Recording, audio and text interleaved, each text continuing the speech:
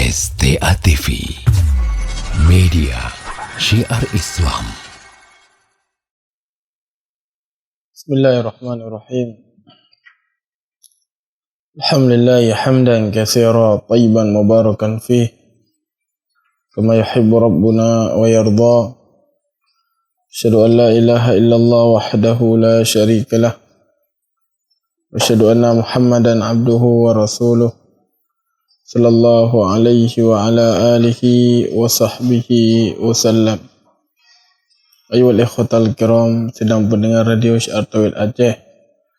Semoga Allah Subhanahu wa taala merahmati kita yang mendung.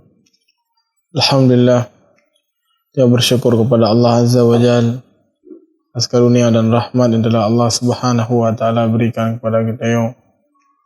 Alhamdulillah, di malam yang berbahagianya Allah Azza wa Jalla mendenggebi kepada kita yang kesehatan dan mendenggebi kepada kita yang kesempatan sehingga kita bersualam di dalam acara interaktif kita yang pun ada bahas hal-hal yang berkaitan dengan agama kita yang. Sebagaimana lewat pertemuan yang kau ikut dan yang kau ada sebutkan tentang bab yang kedua yang disebutkan oleh Imam Nawawi rahimahullah dalam kitab beliau Riyadhus Shalihin, yaitu tentang bab taubat.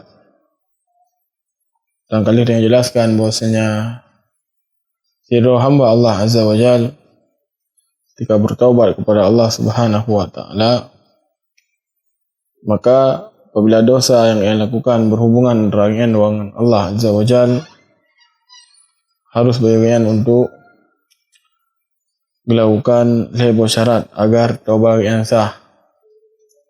Pertama, yang ditinggalkan daripada maksiatnya. Kemudian yang kedua, menyesal atas apa yang agak pegatnya. Kemudian yang kedua, sira orang berazam memiliki keinginan yang kuat agar baik kembali kepada perbuatan maksiatnya. Yang lain macam yang dia sebutkan sahaja, wajib bagi sira orang apabila orang memiliki dosa antara lain dengan Allah Subhanahu wa taala. Jadi apabila telah sabar daripada perkara yang gaduh, maka hanasah daripada taubat rian. Sina sira orang sebagaimana kali dia sebutkan, telah sabar daripada syarat keterimaan taubat adalah meninggalkan daripada maksiat. Nasira orang yang berharap bertaubat namun maksiat terus dilakukan, maka taubat lagi tidak dianggap. Ataukah sira orang yang ketinggalkan daripada maksiat namun yang hanya menyesal bila macam atas maksiat yang kagak pegatnya. Memang nak beralih maksiatnya, namun tidak ada penyesalan di bawah orang. Dia orang bahkan terkadang kepegah dalam orang atas apa yang pegat jamun, meskipun ini orang nak pegat lagi. Maka orang yang lagi rupa api taubat kan golong betul. Ataukah sira orang anak berkeinginan kuat untuk tinggalkan daripada perkara yang. Jadi kian tinggalkan maksiat, kemudian kian anak berkeinginan kuat Allah untuk punya kesempatan lain tak pegat lah. Maka orang lagi anak betul daripada taubatnya. Kalau orang ikan taubat yang betul, bila tercukupi daripada hal macam syarat. Benar yang pertama, tinggalkan daripada maksiat anak pegat lagi. Kemudian orang yang menyesal betul-betul atas dosa yang pegat jamun. Kemudian yang kelima, sira orang berkeinginan kuat untuk anak pegat lagi daripada maksiatnya. Adapun apabila dosa yang pegat berhubungan dengan hamba Allah Subhanahu wa taala, menzalimi daripada hamba Allah, kemudian gecok daripada harta, misalnya ataukah gepoh ke, ataukah yang lainnya daripada kezaliman yang dilakukan oleh sira orang kepada orang lain, maka hendaknya orang yang ketamah daripada sabuh syarat itu agar taubat yang sah, agar taubat yang betul. Sabuh syarat itu iaitu hendaknya sira orang meminta kehalalan, belaki ampun, belaki maaf bak orang yang pegat daripada kesalahannya. Mesti kan zaman pernah kepenga kau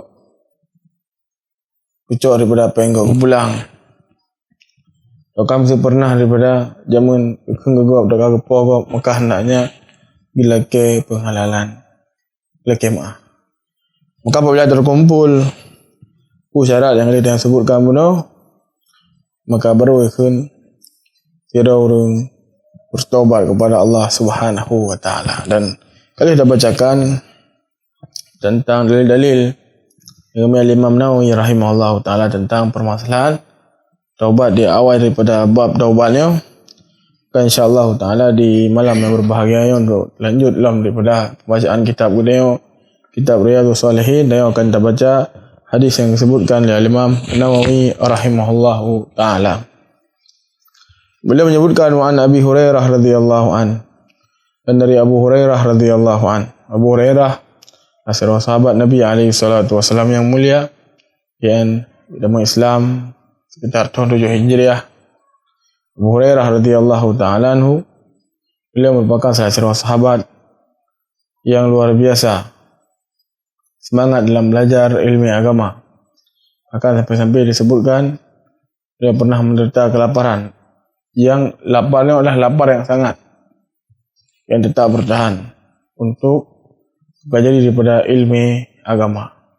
Dan menolak para ulama ketika mereka mendapatkan daripada rasa mameh dari ilmu agama, maka sungguh doanya hanapis urian paduli.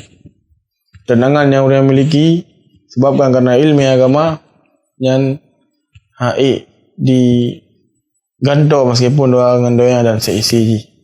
Sehingga sebagian salaf mengatakan apabila anak-anak raja ditepu daripada ketenangan yang abadnya uru-uru yang belajar daripada ilmu agama, maka niscaya ketenangannya akan dirampas oleh urung-urungnya.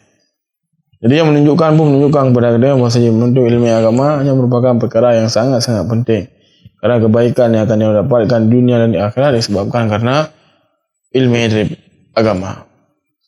Abu Hurairah radhiyallahu taala, pada sebagaimana kita sebutkan saya, betul luar biasa sampai ke tenda pelajari daripada ilmu agama. Sehingga subhanallah Abu Hurairah radhiyallahu taala beliau bersama dengan Nabi sekitar 4 tahun. Namun subhanallah kesungguhan yang miliki sehingga Allah Azza wa Jalla buka daripada ilmu kepada Abu Hurairah.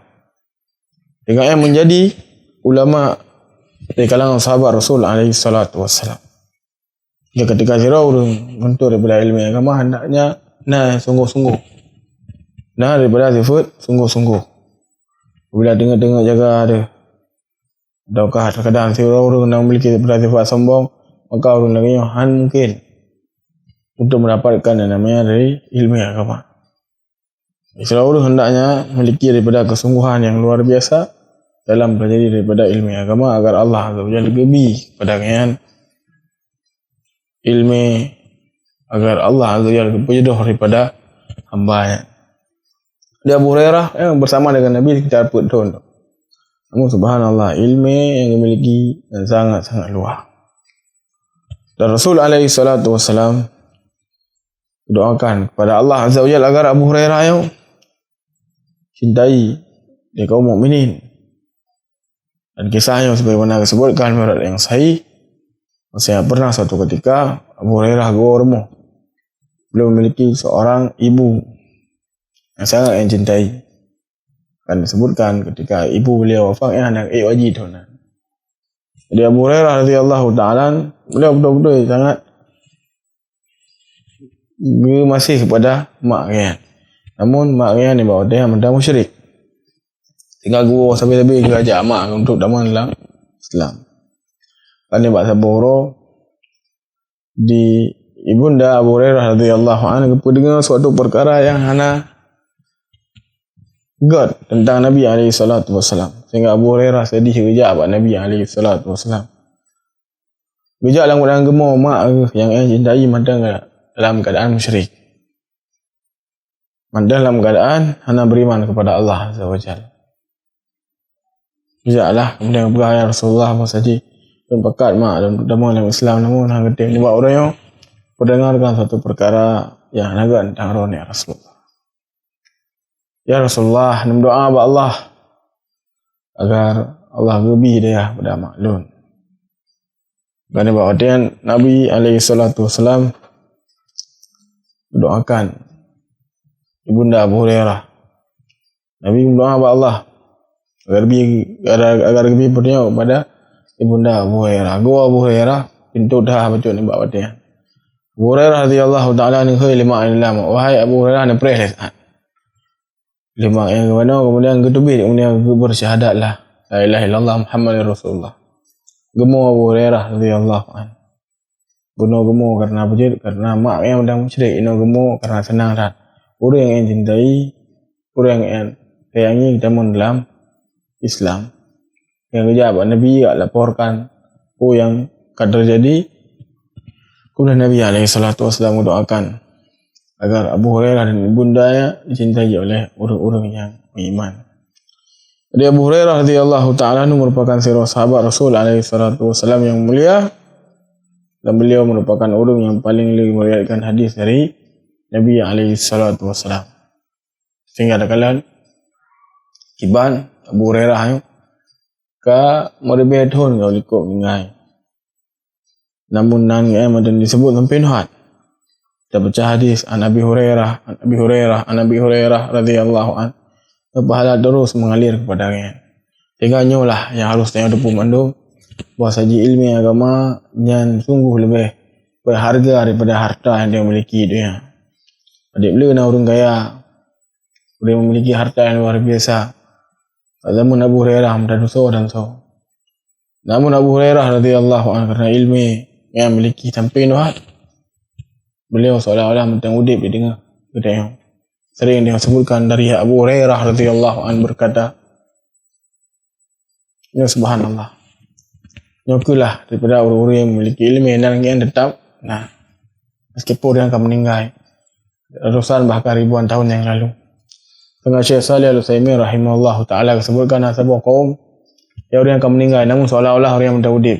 Itu lagi para ulama yang seolah-olah orang yang mendahudib di tengah-tengah dia. Sering sebutkan, sering nukilkan daripada ucapan mereka. Kemudian nanti sebuah kaum yang mendahudib namun seolah-olah orang yang akan meninggal. Udib ibadatan, udib ilmiatan dan yang semisal dengan dia.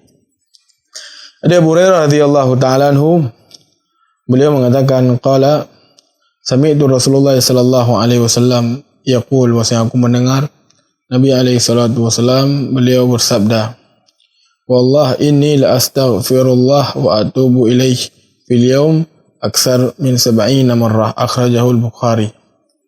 Abu Hurairah radhiyallahu ta'ala anhu berkata bahwasanya lun dengar Nabi alaihi salatu wasallam berkata, demi Allah bahwasanya lun beristighfar kepada Allah azza wa jalla, yang bertaubat kepada Allah subhanahu wa ta'ala daripada ampunan dosa ni ba Allah azza wa jalla dalam surah yang lebih daripada 70 ke. Kemudian hadis selanjutnya wan Agharr bin Yasar Al-Muzani radhiyallahu an. Qala Rasulullah sallallahu alaihi wasallam, Nabi alaihi salatu wasallam bersabda, ya ayuhan nas, wahai sekalian manusia, tubu ila Allah wastaghfiruh, bertaubatlah kalian kepada Allah azza wa jalla, dan hendaknya kalian meminta ampunan kepada Allah subhanahu wa ta'ala. Fa inni atubu fil yawm mi'ata marrah, sebab karena lun bertaubat kepada Allah azza wa jalla laki ampunan kepada Allah subhanahu wa ta'ala dalam surah At-Tauba. Subhanallah. Ada kalian iban Rasul alaihi salatu wassalam. Keadaan Allah azza wa jalla kalau ampuni kepada dosa beliau yang telah lalu, dia akan datang. Namun menurut keadaan Nabi alaihi salatu wassalam, taubat kepada Allah azza wa jalla tibro, laki ampunan kepada Allah subhanahu wa ta'ala tibro. Sehingga lebih daripada riwayat terkadang Nabi alaihi salatu wassalam gemu ketika baca Al-Quran Al-Karim, kan Nabi alaihi salatu wassalam gemu solat sampai basah daripada janggut, sampai basah daripada baju, sampai basah daripada tempat sujud kan. Subhanallah ya. Rasul alaihi salatu wasallam langgaran surga kagbi oleh Allah azza wa jalla kepada beliau. Namun bunuhlah daripada amalan yang dilakukan oleh Nabi alaihi salatu wasallam. Maka ini dah luruh dia. kalian doa dikiban. Dalam keadaan kemaksiatan yang dilakukan tiap uro terus menerus, tiap uro yang bergelimang dengan hal yang nagot. Pun terkadang sebagian tengok selalu mendak lagi hana kejadian sapu. Hana ada membacut bih kepada Allah Subhanahu wa taala. Hana bih tengok terbetiklah hati dia. Allahnya dosa. Allahnya uji beda pegat hana. Dan sebagian tengok tak belum tak lakukan nyepu yang tengok inginkan tanpa peduli bahasanya adalah perkara yang dilarang oleh Allah Subhanahu wa taala. Dan dia merasa aman lah. Alah, teklah dah taubat dekat Tuhan. Teklah dah taubat dah. Dia terjadi dah semisal dengan dia. Makanya baiknya awak serau sungguh kematiannya hai preh taubat dia. Sungguh kematiannya hai preh dia taubat dia peraun preh dia taubat ana. Dan serau hendaknya mempersiapkan diri.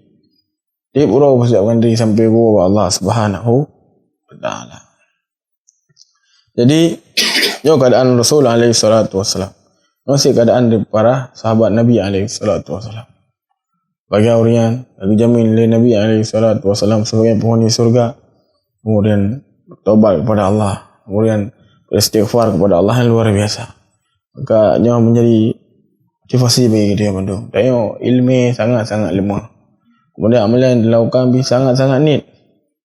Kehendaknya seluruh melele keampunan Allah Subhanahu wa taala agar Allah Azza wa Jalla mengampuni dari dosa-dosa yang telah dia lakukan. Kemudian hadis selanjutnya wa Nabi Hamzah Anas bin Malik Al-Ansari khadim Rasul alaihi salatu wassalam.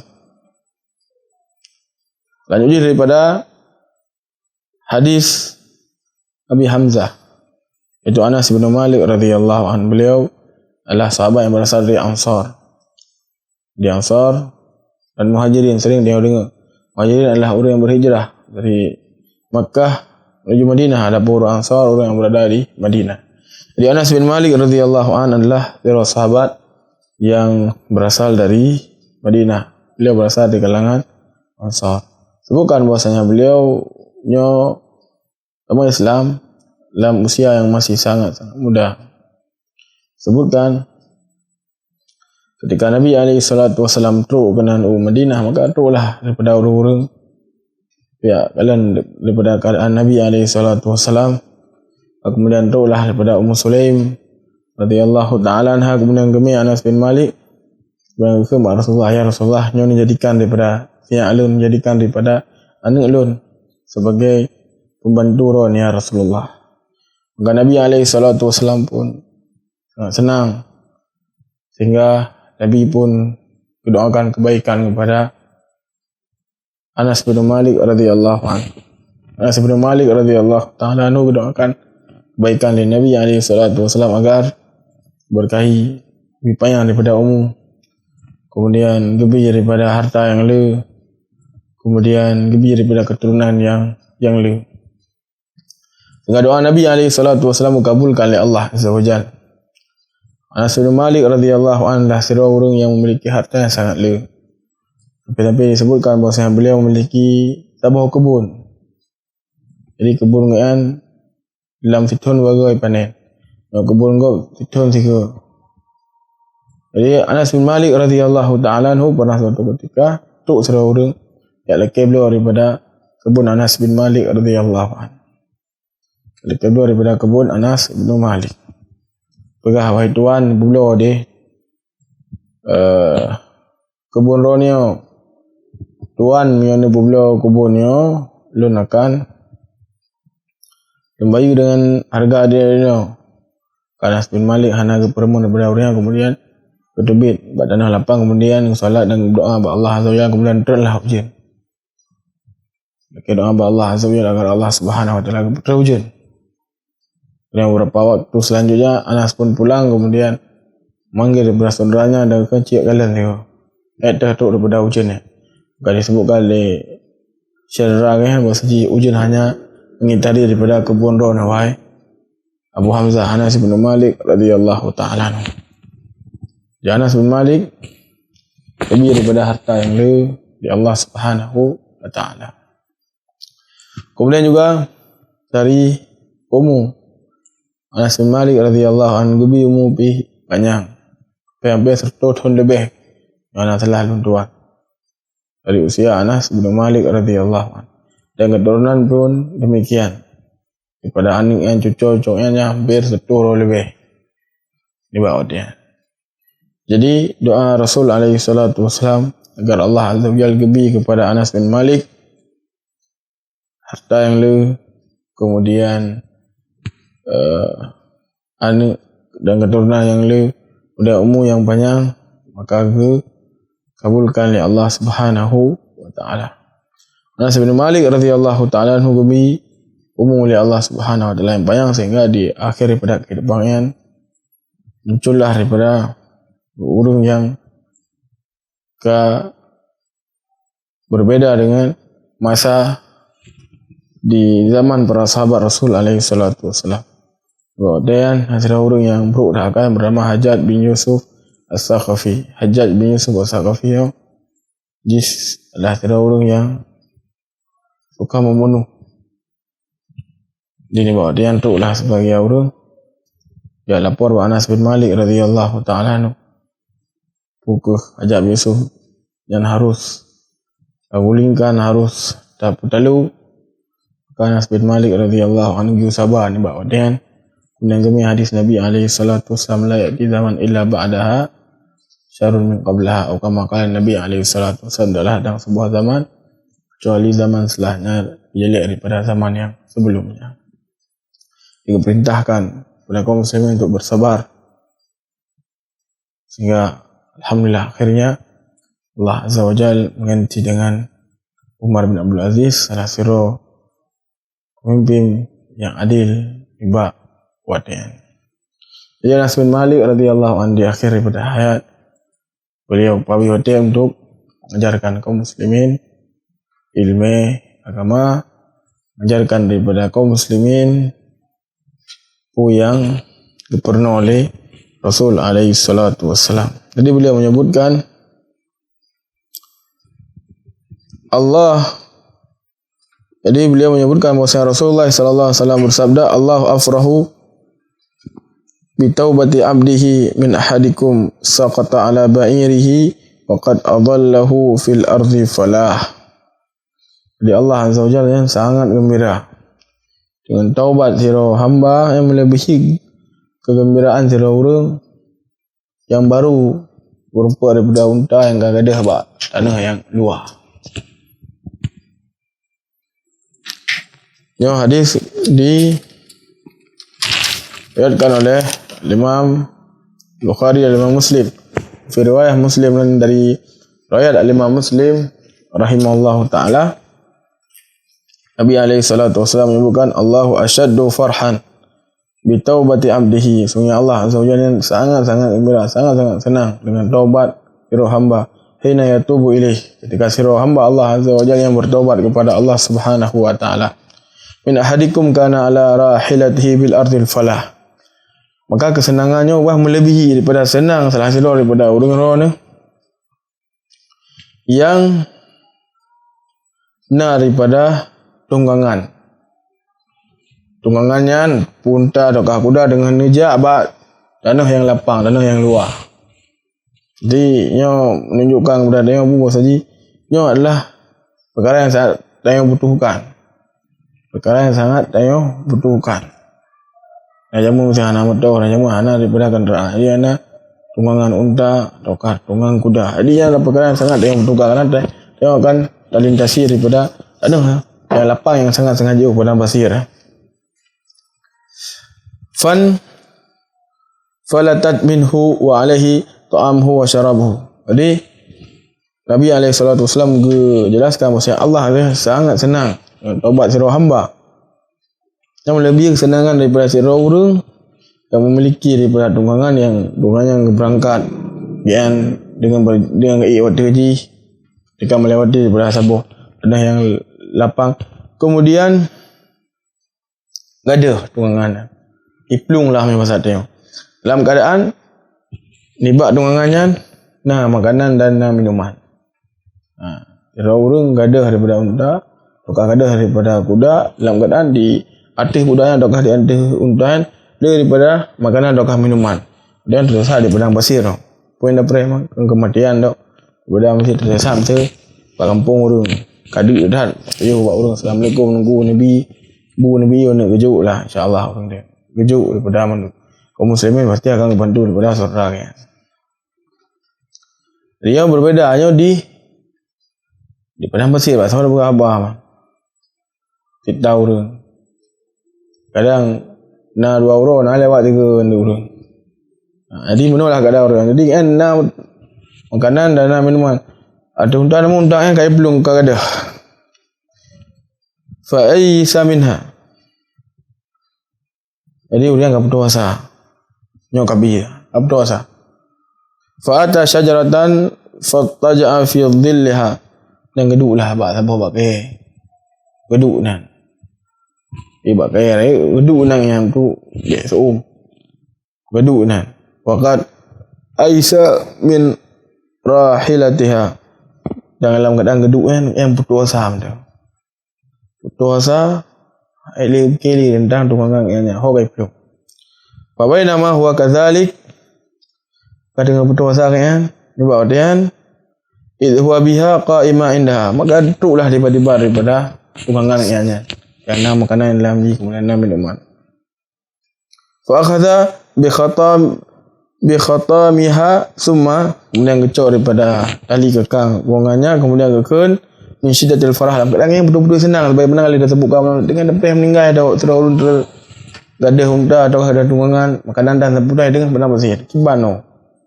Jadi uti balik unta yang gemat daripada dalam keadaan yang senang dah kemudian kekun Allahumma anta abdi wa ana rabbuk. Ya Allah sungguhnya engkau adalah hamba-Ku dan Aku adalah Tuhanmu. Wa akhta'a min syiddatil farah. Warajul muslim. Dan disebutkan lain rupa kerana senang tak kan. Tapi disebutkan daripada ucapan yang lain rupa ialah ucapan yang tidak diperbolehkan diucapkan oleh seorang hamba yang bisa menjerumuskan dia dalam kekufuran. Namun disebabkan kerana senang kan. Senang kan. Tapi itu ucapan yang kan hana sengaja sampai ke lagi. Manalah kira-kira daripada tafsiran daripada hadis yang kalian sebutkan. Antara perkara yang jadi untuk faedah daripada hadis yang kalian sebutkan. Yang perkara yang sangat penting. Bahwasanya di antara mawani, antara penghalang orang itu tidak dikafirkan. Meskipun terkadang orang yang melakukan daripada amalan yang terjatuh yang pada kekafiran. Namun apabila orang hana sengaja, hana berniat yang lain rupa, hana berniat dan hana sengaja, maka hal tersebut menjadi penghalang bagi orang itu tidak dikafirkan. Lagi keadaan orang sahih. Ini adalah ucapan kufuran. Puha, ya Allah, Ron adalah hamba Lun. Kemudian, Lun adalah Tuhan Ron. Ini ke orang yang.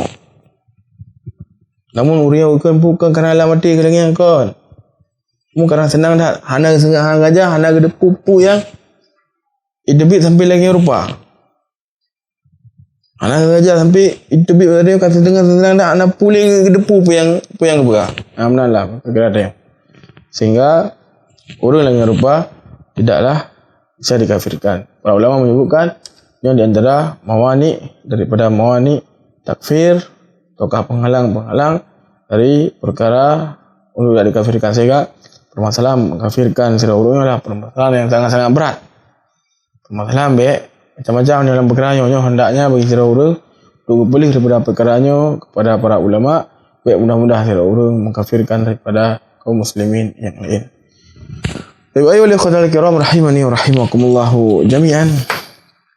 Okey, nama tentang yang Encik Tuan sebutkan di malam yang berbahagianya lebih dan kurang Tuan lagi mah insya-Allah taala di pertemuan yang akan datang akan lanjutlah daripada hadis yang disebutkan dari Imam Nawawi dalam kitab beliau Riyadhus Shalihin, namun di malam berbahagia yang enak tentang subhanakallahumma rabbana bihamdik asyhadu an la ilaha illa anta wa astaghfiruka wa atubu ilaik. Assalamualaikum warahmatullahi wabarakatuh.